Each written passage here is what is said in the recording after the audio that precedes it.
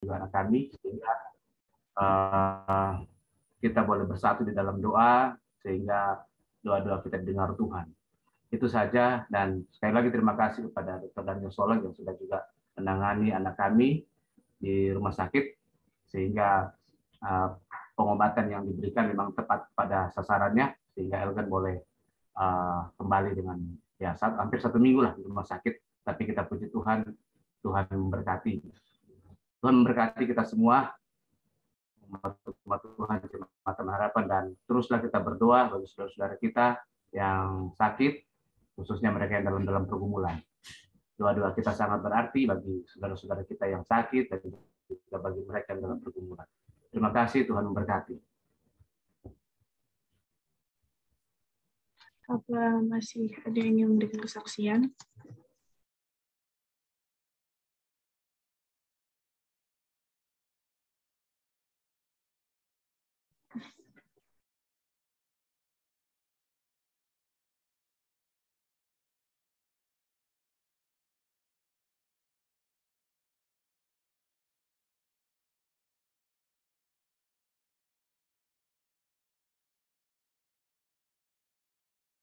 Baik, jikalau sudah tidak ada, baiklah, terima kasih atas kesaksiannya.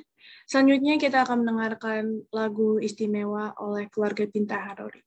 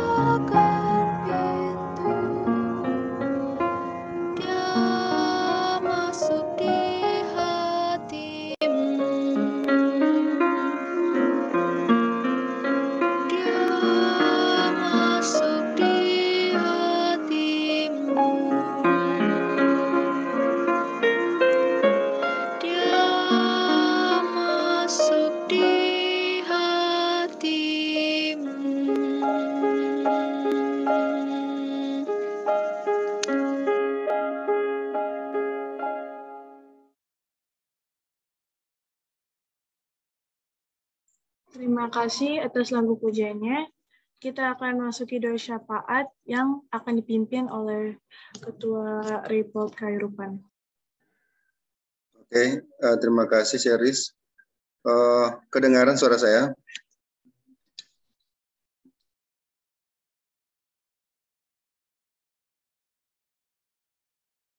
Oke, mohon maaf saya off kamera karena signal kurang bagus.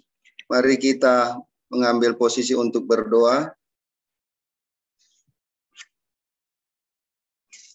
Mari kita satu dalam doa. Allah Bapa kami yang bertakhta dalam kerajaan surga, terpujilah nama-Mu Tuhan, Allah yang baik.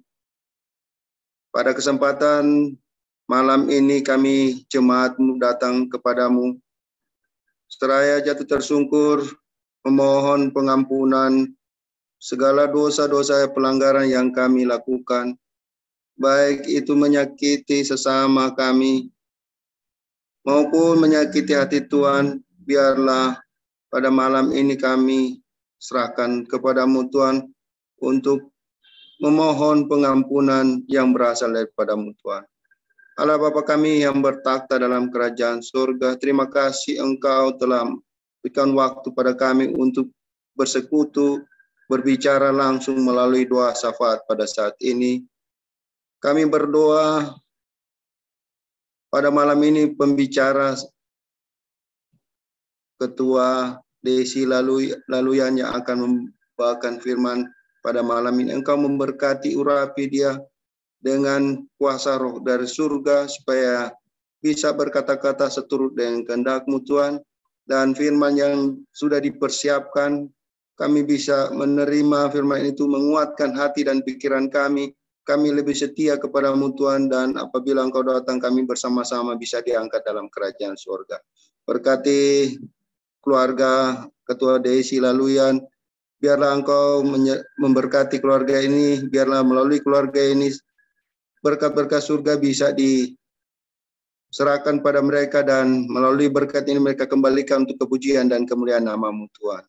Berkati usaha-usaha mata pencerahan daripada keluarga ini, biarlah berkat-berkat dari surga bisa Engkau curahkan bagi keluarga ini. Bapa kami surga, pada malam ini kami berdoa tentang izin pembangunan gereja kita, kami Taman Harapan. Biarlah Engkau menyertai panitia perizinan atau panitia pembangunan jembatan Taman Harapan bisa bekerja sama bergandengan tangan untuk mengurus seluruh perizinan sesuai dengan yang berlaku pada saat ini. Tuhan, Engkau memberkati kami Tuhan, biarlah kerinduan kami untuk mendapatkan gereja yang lebih layak bagi kami untuk beribadah, itu yang kami idamkan Tuhan. Untuk itu kami serahkan sepenuh kepada-Mu Tuhan, supaya perizinan ini bisa berjalan dengan baik, nama Tuhan selalu dipermuliakan. Bapa kami surga, pada kesempatan ini berdoa KPA Cibodas, Cikuya, dan Pasar Rebo, serta cabang Kalibata City. Engkau menyertai mereka semua. Biarlah Engkau menyertai jemaat-jemaat-Mu yang berada di KPA maupun di cabang. Biarlah mereka selalu diberkati dan dilindungi semua, dan mereka tetap setia di dalam kebenaran-Mu Tuhan, dan mereka bersama-sama bisa diangkat di dalam kerajaan surga. Berdoa bagi orang-orang tua di Jemaat Taman Harapan, biarlah Engkau memberikan selalu sukacita, kebahagiaan mereka di dalam masa tua mereka, mereka selalu bergembira memuji membesarkan nama-Mu Tuhan. Berdoa juga pada kesempatan ini, berdoa bagi saudara-saudara yang sedang sakit, Ibu Christian, Sister Dinas, dan Bapak Yance Piai, Ibu Rotua Sinaga, Ibu Meske Kumolontang, Sister Betty Pitoko, Ibu El Starore, Ibu Aris Rahayu, Saudara Maxi Sendo, Ibu Amelia Wulur Tangkudung, Ibu Ratna Politon, Sister Gladys Tololid, Sister Deti Runtunu, serta saudara-saudara kami yang dalam pemulihan, proses pemulihan, Adik Elgen Matindas yang tadi sudah diberikan kesaksian oleh pendeta begitu besar kasih Tuhan melindungi adik Elgen sehingga berangsur-angsur sembuh. Dan juga Ibu Unce Sondak, Saudara Yosua, Sister Susan Yolanda, adik Adriel Simbolon, Saudari Fatima Simbanjuntak, Bapak Willy Sambur, Saudara Yopi Selatua, Ibu Adeline Lolong, Bapak Sahat Utasoy. Bapak kami surga, saudara-saudara kami yang sedang sakit, baik berada di rumah sakit, maupun di mana saya mereka berada, biarlah Engkau mendengarkan doa-doa mereka Tuhan. Engkau memberkati baik makanan, minuman, obat-obatan, dan mungkin perawatan yang berlaku pada mereka. Dan biarlah mereka selalu bersuka cita, mereka selalu mendapatkan kesembuhan yang berasal daripada-Mu Tuhan. Dan pada waktu-waktu yang akan datang mereka bisa bersama berbakti bersama-sama dengan jemaat Taman Harapan. Bapa kami surga, hamba juga berdoa pergumulan-pergumulan daripada jemaat-Mu tentang kesehatan daripada seluruh anggota jemaat. Kami tahu bahwa saat ini masih pandemi COVID-19 masih mewabah di seluruh dunia Tuhan. Engkau memberkati kami, berikan kesehatan sepenuhnya yang berasal daripada-Mu Tuhan. Berikan kekuatan dan kami tetap sehat dan kami tetap melayani kepada-Mu Tuhan. Bapa kami surga, berdoa juga pihak Taman Harapan yang mencari pekerjaan dan juga pasangan. Biarlah Engkau memberkati, mendengarkan doa-doa dari orang muda kami. Biarlah Engkau selalu menjawab apa yang mereka inginkan, baik pekerjaan maupun pasangan hidup mereka. Bapa kami surga, hamba berdoa juga pergumulan Ibu Asia Sibuan, Ibu Kelly Imran, biarlah Engkau juga mendengarkan doa-doa daripada saudara-saudara kami yang bergumul dalam situasi apapun yang mereka hadapi Tuhan. Bapa kami surga, hamba juga berdoa bagi saudara-saudara di dalam situasi pandemik saat ini yang sedang bermasalah dengan pekerjaan. Biarlah Engkau memberikan berkat-berkat bagi mereka, berikan mereka selalu kekuatan dari surga, iman mereka tetap setia, dan pada waktu-waktu yang akan datang mereka akan mendapatkan pekerjaan kembali, dan mereka selalu bersuka cita memuji membesarkan nama Tuhan.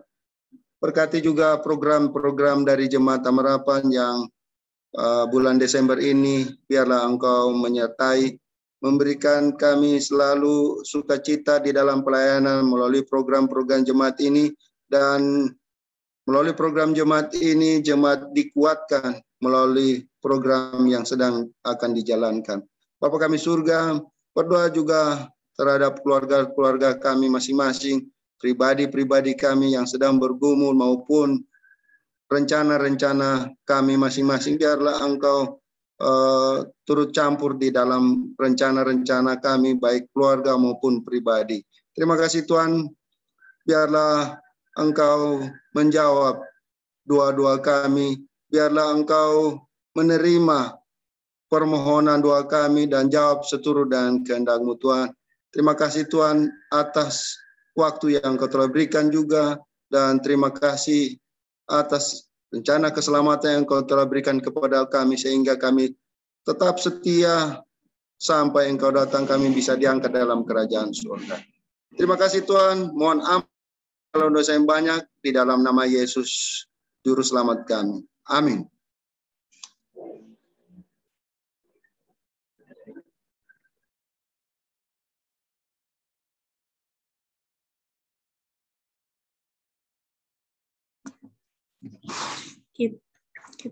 Mari kita menyiapkan hati pikiran kita untuk mendengarkan firman Tuhan oleh Ibu Desi Laloyan.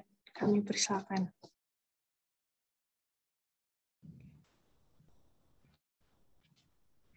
Oke, baik.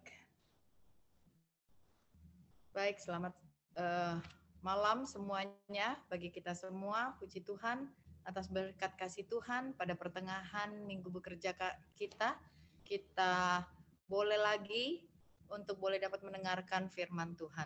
Sebelumnya saya ucapkan terima kasih kepada Pendeta Gembala dan juga majelis lebih khusus Pak Stefanus yang sudah menghubungi saya untuk membawakan firman Tuhan pada pembahasan malam hari ini. Dan juga kepada Ibu Pendeta Edson, ucapan terima kasihnya saya kembalikan karena ternyata jadwal saya tetap berlanjut, tidak ada yang dihilangkan Ibu Pendeta. Jadi malam ini kita akan melanjutkan pembahasan dari Alfa dan Omega yang akan kita lanjutkan pada pasal yang ke-63 dengan judul Daud dan Goliat.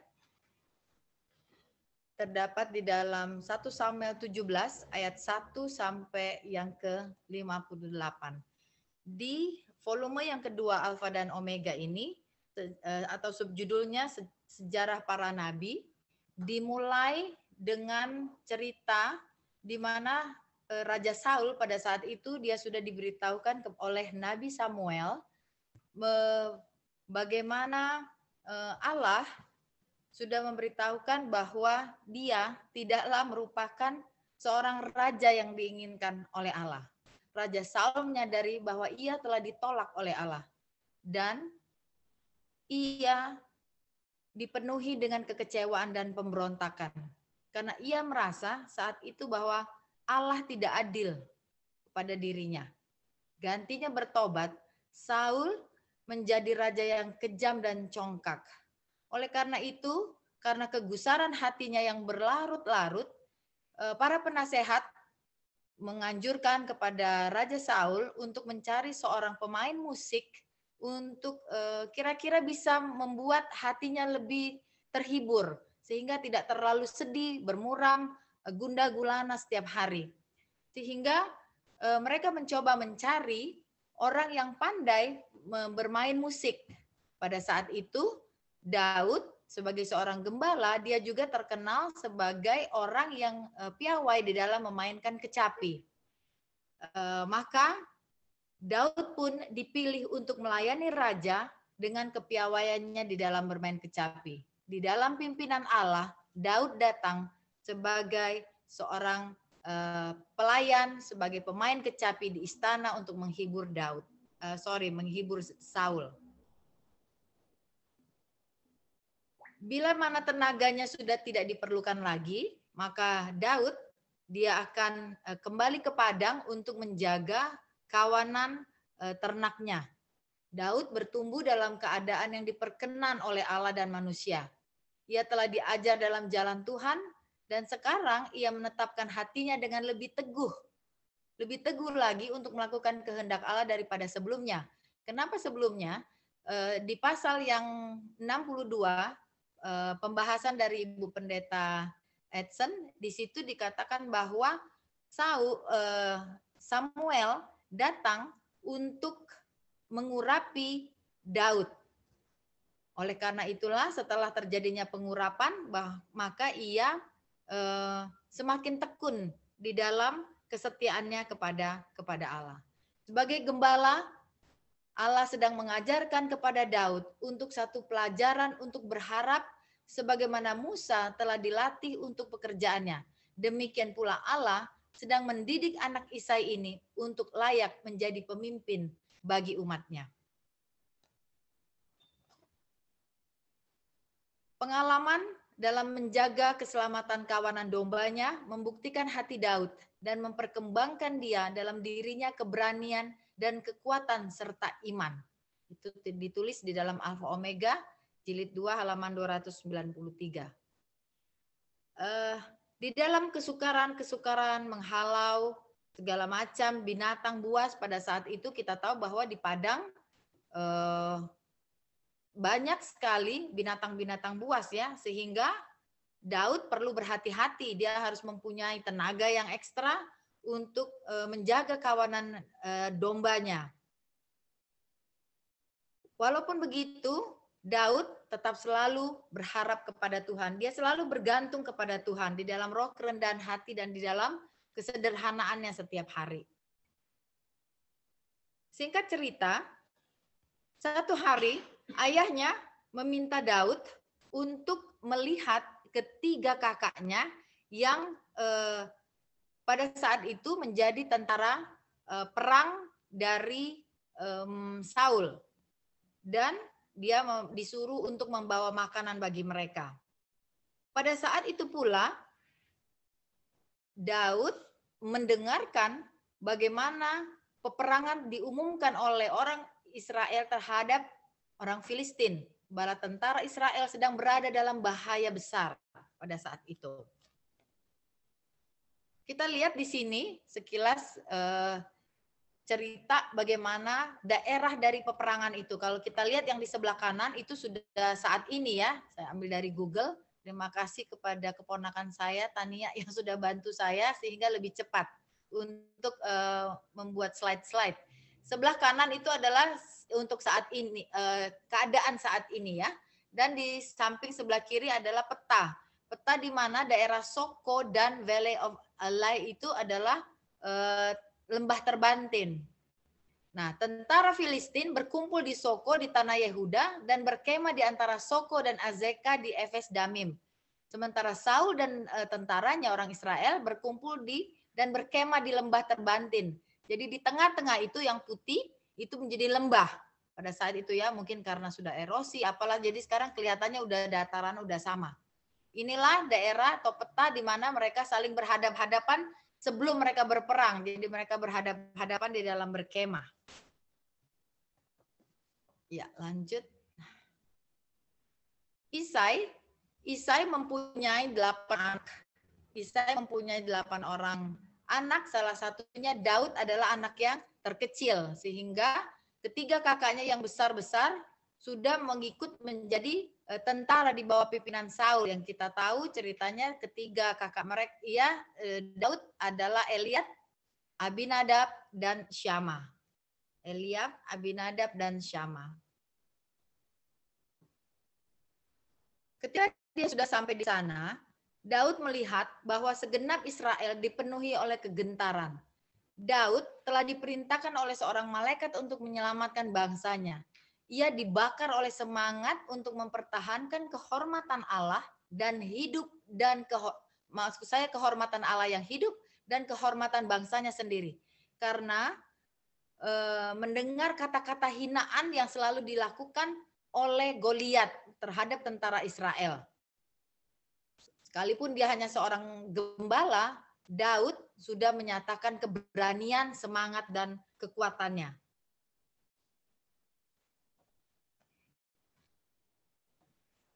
Pada saat itu, Daud berkata kepada kakak-kakaknya bahwa dia menyatakan bahwa dia akan melawan daripada Goliat ini. Tetapi bagaimana kakaknya bisa berpikir bahwa Daud yang kecil ini, yang tidak mempunyai keahlian sebagai seorang tentara, bisa melawan Goliat yang begitu besar. Sementara mereka saja yang tentara yang sudah biasa berperang, mereka agak ciut untuk melihat dari bagaimana keberanian dari Goliat dan bagaimana besarnya Goliat yang menjadi pimpinan tentara Filistin pada saat itu.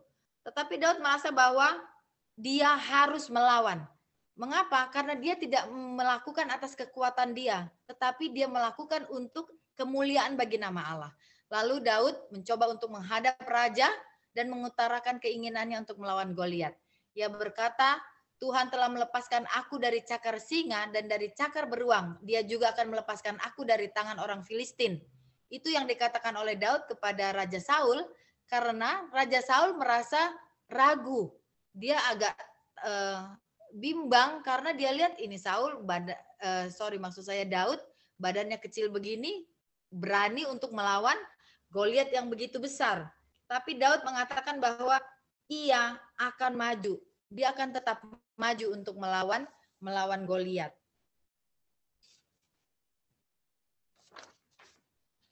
Ya, lanjut. Ini mari kita coba lihat sebenarnya kenapa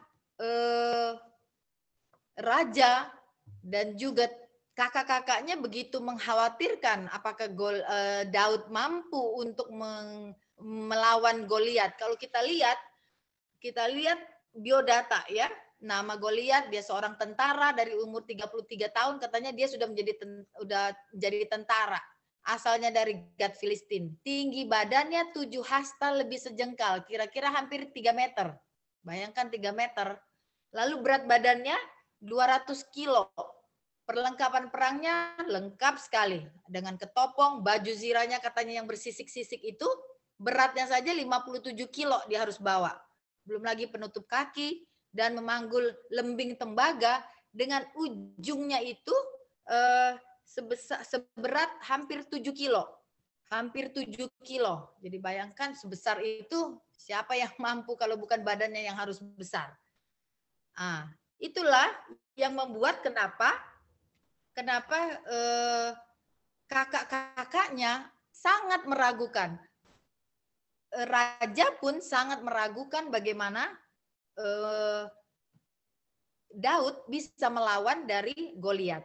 Tapi sebenarnya kalau kita baca dari buku Alfa dan Omega ini, ada hal-hal yang membuat kakak-kakaknya meragukan, bukan saja karena Daud itu kecil, atau karena bukan saja secara fisik yang mereka lihat.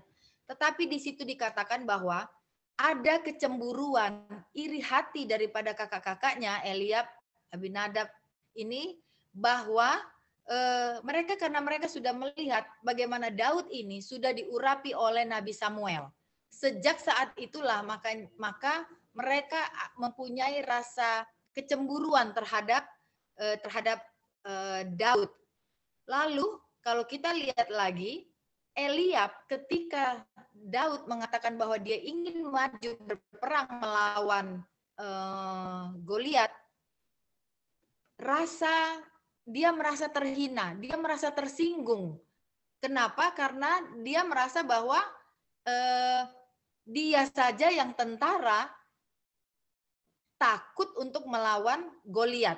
Lalu tiba-tiba adiknya yang kecil, badannya yang kecil ini mengatakan bahwa dia ingin maju melawan Goliat. Sehingga dia punya pride itu sepertinya ditindas oleh Daud. Kebanggaannya itu dia merasa dikecam, dia merasa dihina. Selain itu kalau kita lihat juga di dalam 1 Samuel 17 ayat 28, versi dari bahasa Indonesia kalau kita baca dikatakan aku kenal Eliab, ya, berkata bahwa aku kenal sifat pemberanimu dan kejahatan hatimu. Tetapi kalau lebih jelas kalau kita baca dari versi bahasa Inggris dikatakan I know your pride and the insolence of your heart. Jadi di situ lebih ditekankan kepada bagaimana insolence itu penghinaan, ya. Jadi sepertinya dia datang untuk menghina kakak-kakaknya yang sepertinya pengecut gitu, tidak berani melawan.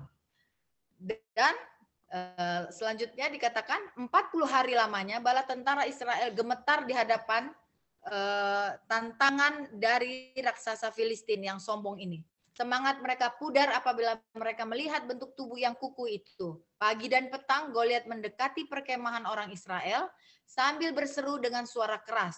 Pilihlah bagimu seorang dan biarlah ia turun mendapatkan aku. Jika ia dapat berperang melawan aku dan mengalahkan aku, maka kamu akan menjadi hambamu. Tetapi jika kamu dapat mengungguli dia dan mengalahkan dia, maka kamu akan menjadi hamba kami dan takluk kepada kami. Oke, lanjut. Sekarang kita lihat. Kalau tadi kita sudah lihat biodata dari Goliat, sekarang kita lihat bagaimana dengan Daud. Nama Daud, anak dari Isai, pekerjaannya gembala domba, asal dari Efrata, Bethlehem, Yehuda. Tingginya hanya 170 cm, 1,7 meter. Kayaknya lebih tinggi Om Jerry kali kalau 1,7. Om Jerry kayaknya 1,7 berapa. Jadi dia lebih pendek. Masih standar lah orang saat ini, ya. Berat badannya cuma 70 kilo. Kalau Goliat tadi 200 kilo. Perlengkapan perangnya hanya yang utama iman kepada Tuhan, tongkat, ali-ali, dan batu licin. Itu yang dia miliki. Nah, sekarang kita lihat perbandingan dari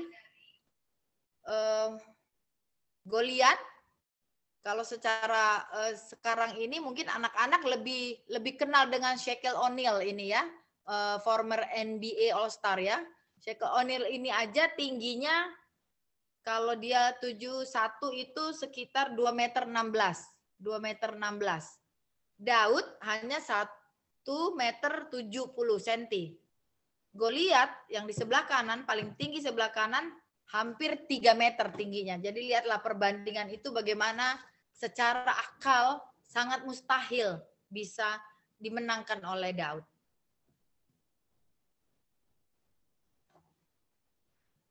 Sekalipun Raja Saul telah memberikan izin kepada Daud untuk menerima tantangan Goliat, sebenarnya raja hanya mempunyai harapan yang tipis sekali untuk Daud bisa berhasil melawan Goliat.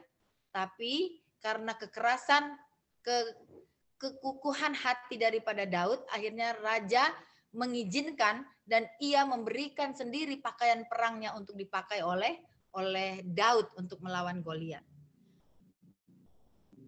Tetapi Daud merasa bahwa, slide yang berikut.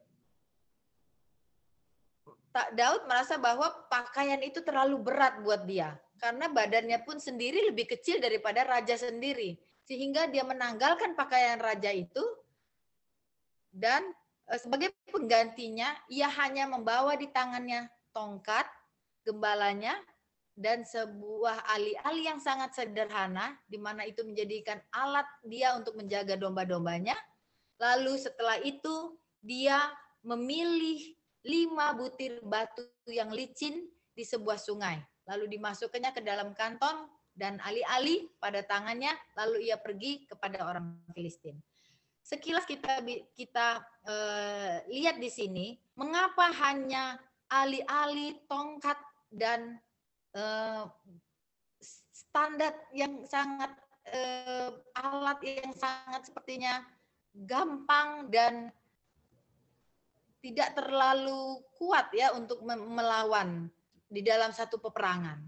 Tetapi di sini kalau kita lihat dari sejarah, pada waktu lalu bangsa Yahudi, alat yang umum, alat tradisional yang umum dibawa, umumnya juga, apalagi kepada para gembala yang dibawa adalah memang itu, tongkat, gada, dan ali-ali. Di mana tongkat digunakan untuk menggiring domba-domba mereka selalu dalam kawanan, atau mendidik, dikatakannya mendidik kalau misalnya domba itu agak melenceng dari kawanannya. Lalu ali-ali digunakan sebagai untuk menghalau binatang buas untuk supaya mereka tidak sempat mendekati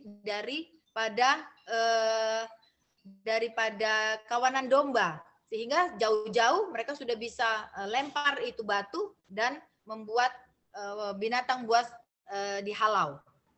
Lalu kalau gada ketika mendekat, mereka akan pukul dengan gada. Dan kalau kita lihat lagi di dalam buku Hakim-Hakim 20 ayat 16, ali-ali dan batu itu juga merupakan satu alat perang. Ya, di dalam Hakim-Hakim 20 ayat 16 dikatakan alat itu merupakan alat perang saat bangsa Israel melawan Bani Benyamin. Jadi dapat kita ambil satu pelajaran bahwa Allah bisa menggunakan saudara dan saya dengan apa yang kita miliki. Tuhan yang berperang untuk kita. Bukan kekuatan kita, tetapi apa yang penting kita mau kerja bagi Tuhan, Tuhan akan menambahkan hikmat dan kekuatan itu bagi kita. Seperti yang dialami oleh Daud. Hanya merupakan alat yang sederhana, tapi dia pada akhirnya akan memenangkan peperangan ini.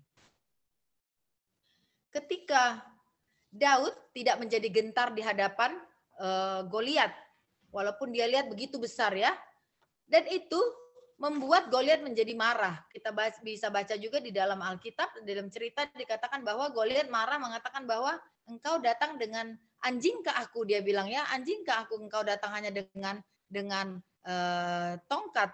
Lalu Daud mengatakan engkau mendatangi aku dengan pedang dan tombak dan lembing, tetapi aku mendatangi engkau dengan nama Tuhan alam semesta, Allah segala barisan Israel yang kau tantang itu. Sebab di tangan Tuhanlah pertempuran dan ia pun menyerahkan kamu ke dalam tangan kami.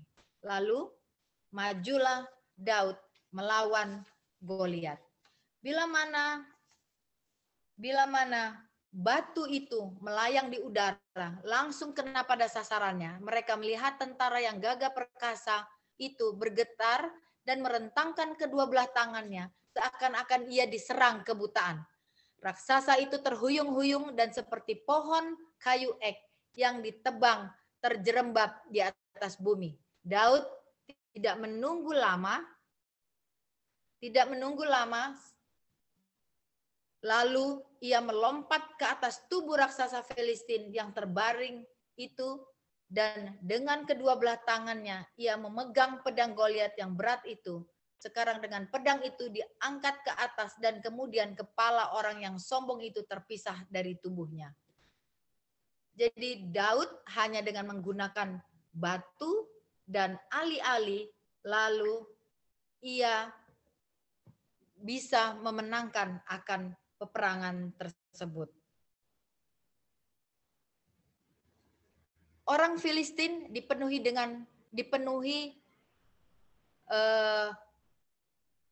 kegentaran dan kekacauan pada saat itu ya.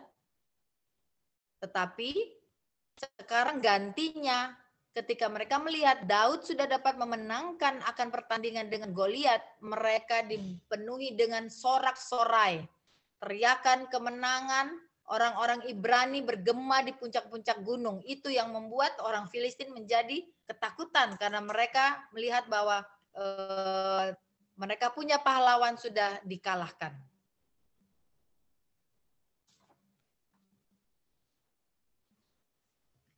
Next.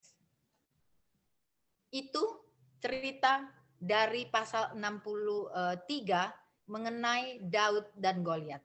Sekarang mari kita lihat apa pelajaran yang dapat kita ambil dari Daud. Daud adalah orang yang percaya penuh kepada Allah.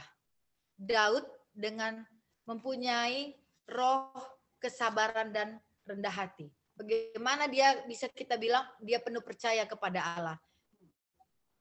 Sepertinya sangat mustahil ia menang, tapi bersama Allah semuanya menjadi nyata. Itu yang dikatakan dia penuh percaya kepada Allah.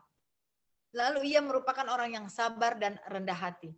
Ia tidak tersinggung dan balik marah kepada kakak-kakaknya ya, ketika kakak-kakaknya sepertinya meremehkan dia, melihat dari pengalamannya yang tidak punya pengalaman untuk menjadi seorang tentara dan berada di medan perang. Lalu yang berikut, dia tidak mendendam. Seharusnya dia juga bisa menjadi sombong karena kata-katanya terbukti. Dia bisa menjadi sombong terhadap kakak-kakaknya, tetapi itu tidak dia lakukan.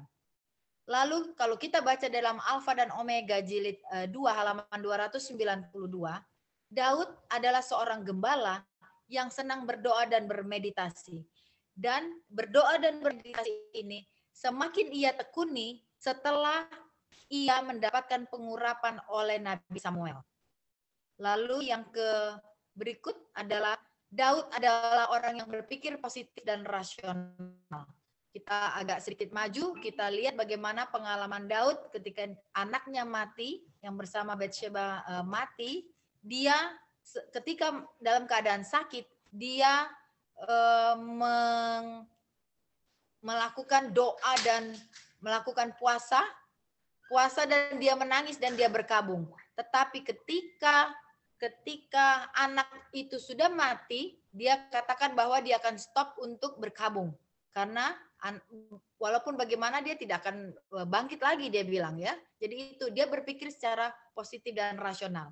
Lalu yang berikut adalah Daud adalah orang yang bertanggung jawab. Kita lihat bagaimana Daud sangat bertanggung jawab ketika ayahnya memberikan dia tanggung jawab untuk merawat, menjaga kawanan ternak untuk supaya tetap terjaga aman di dalam pengawasan daripada Daud. Ini ada beberapa pelajaran yang dari Daud, lalu kita bisa lihat bagaimana aplikasinya di dalam kehidupan kita.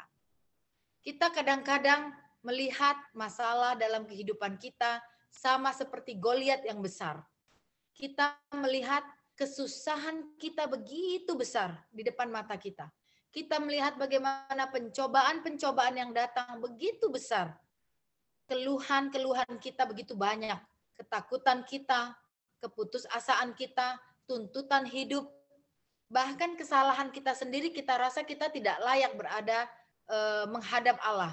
Apalagi pada saat ini ya, dengan tidak terasa sudah berjalan 2 tahun.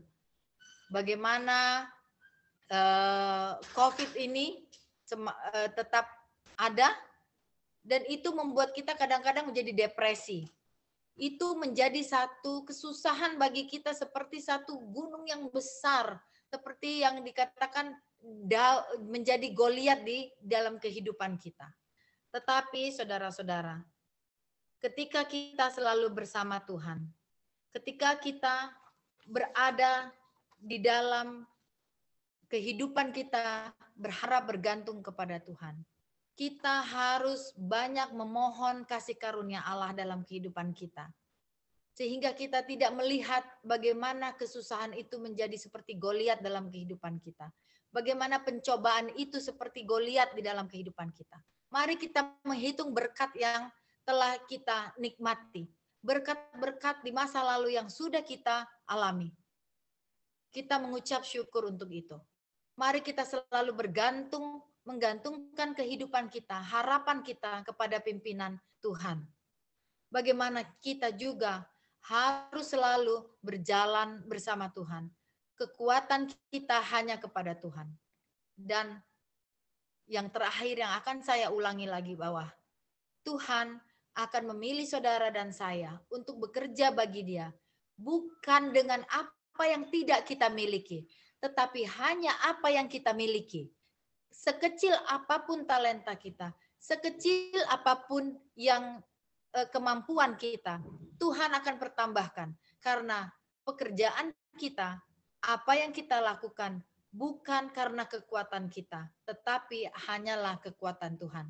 Kiranya pelajaran dari pasal yang ke-63 ini mengenai Daud melawan Goliat boleh dapat menjadi berkat bagi kita, menjadi pengalaman yang baik bagi kita untuk kita dapat menjalani kehidupan kita di hari yang akan datang lebih baik lagi bersama Tuhan, bergantung bersama Tuhan, dan boleh dapat menjadi berkat bagi sesama kita. Kiranya Tuhan memberkati, saya bawa dalam nama Yesus. Amin.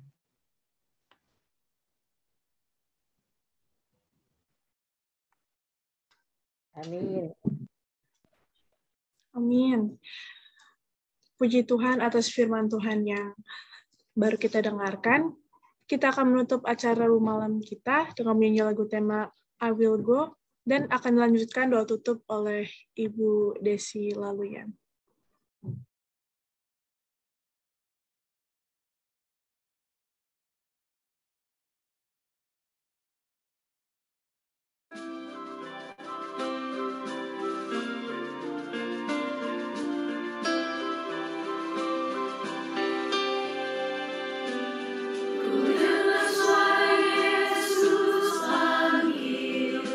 Ku jawab, ku kan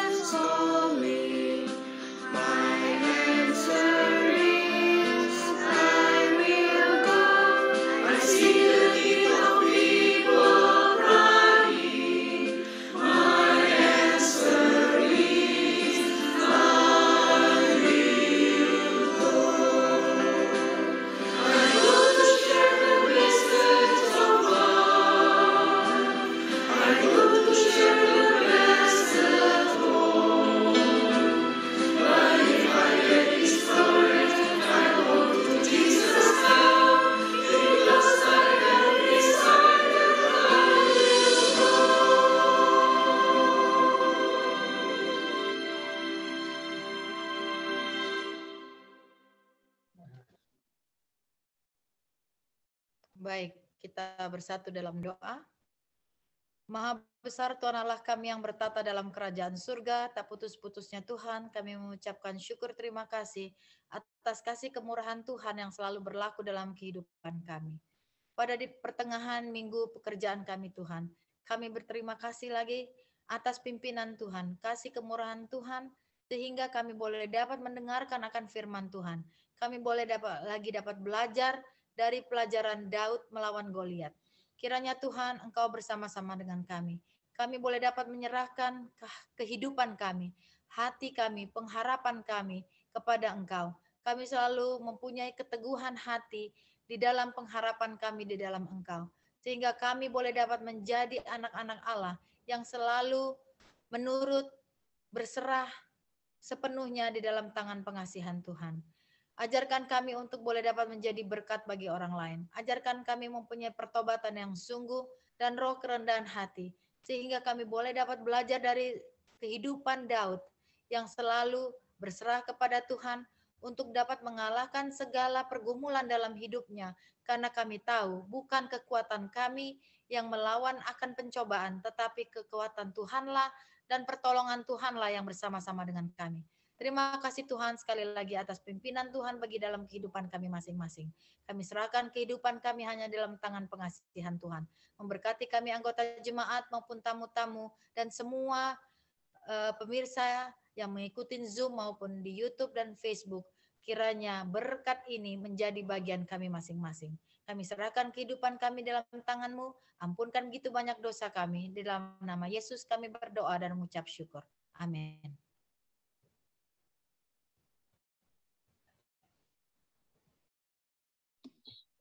Amin. Acara malam kita pada hari ini sudah selesai. Selanjutnya pengumuman akan dibawakan oleh ketua yang bertugas.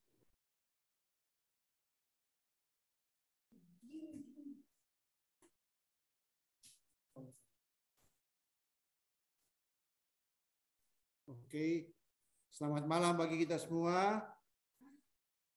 Suara saya kedengaran?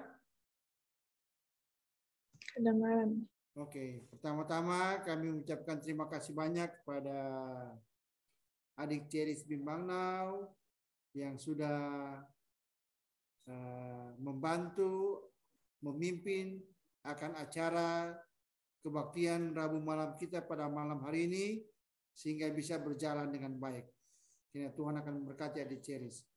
Dan juga yang sudah mengambil bagian malam hari ini untuk Giselle yang sudah menyanyikan lagu pujian dan juga ketua Report Karupan yang sudah menyatukan akan segala permohonan doa kita.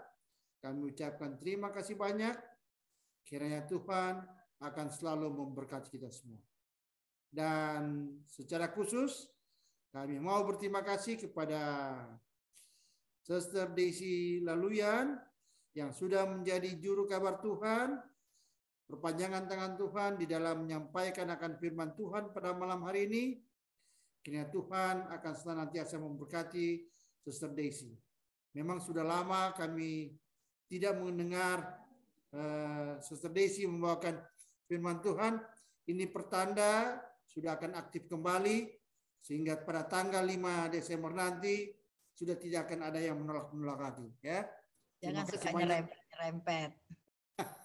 Terima kasih banyak Ibu Desi, Tuhan kiranya memberkati. Sebelum kita berpisah pada malam hari ini sebagai pengumuman jemaat untuk acara kebaktian hari Sabat ini yang akan mengambil bagian adalah Ibu Pendeta Matindas. Oleh karena ini ada sahabat BWA, tetapi nanti kami akan umumkan karena kami belum putuskan apakah kebaktian di gereja akan dilanjutkan. Nanti baru besok malam kami akan rapat adkom dan kami akan WA ke grup WA yang ada. Tetapi yang kelompok yang pasti akan ke gereja kalau kita melanjutkan kebaktian yaitu kelompok 1, yaitu kelompok orang muda yang akan berbakti dan mungkin ada anggota BWA sebagian yang akan ikut karena ini adalah sahabat BWA. Kemudian kami juga